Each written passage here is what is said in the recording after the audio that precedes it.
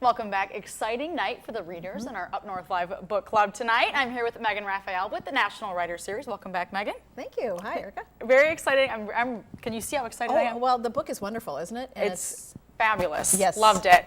We're talking about the book, The Kitchen Daughter, and tonight we're interviewing Jael McHenry on the phone live. Welcome. Hello, Thanks for Jael. having me. How are you? Doing great, thank you. Well, we have so many questions to ask you, but I'm going to ask a couple questions from our readers tonight. One reader wanted to know, how did you research Asperger's, and did you speak with people who struggle with it, or maybe learn about it firsthand? I tried to gather information from a lot of different directions because the autism spectrum is so broad, and something like Asperger's manifests so differently in different people.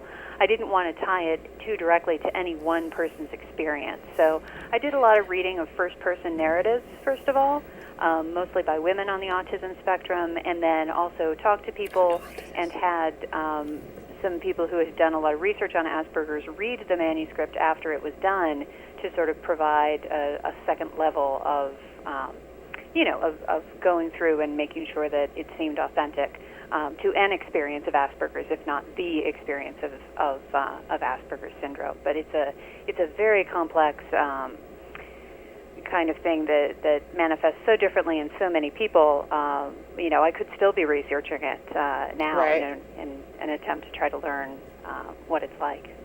so, Jael, what are you working on right now? Any new books that we could expect coming down the pike from Let's you? hope so. Well, right now, my book writing has been interrupted by having my first child about a month ago. So, Congratulations. thank you so much.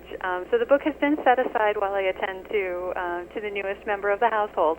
But I am working on a book that's historical fiction set in 1905. So that also has involved a lot of research, but a very different kind of research than The Kitchen Daughter. One of the things in the Writers Series, we often feature women authors who talk about the challenges of balancing child rearing and writing, and it sounds like you're going to be facing that. What would you suggest to other women writers who, who have either new babies, new children that are taking them away from their writing? I think any time that you're working with competing priorities, whether it's children or full-time work or just other commitments that you have, I think for me, I just expect that things will ebb and flow. So there will be a time where I'm not working on my writing. There will be a time where, I love to cook. You can probably tell from The Kitchen Daughter. That's an activity that I spend a lot of time doing sometimes, but when I'm really deep into writing, I just don't cook for a month or for 6 weeks or something like that. So it's there's an ebb and flow where something will come to the forefront and then fade away, and then something else will come to the forefront and fade away. Everything gets its turn. Very sound advice. Maybe a recipe book one of these days. I did love the recipes in there. I want to make some of those brownies.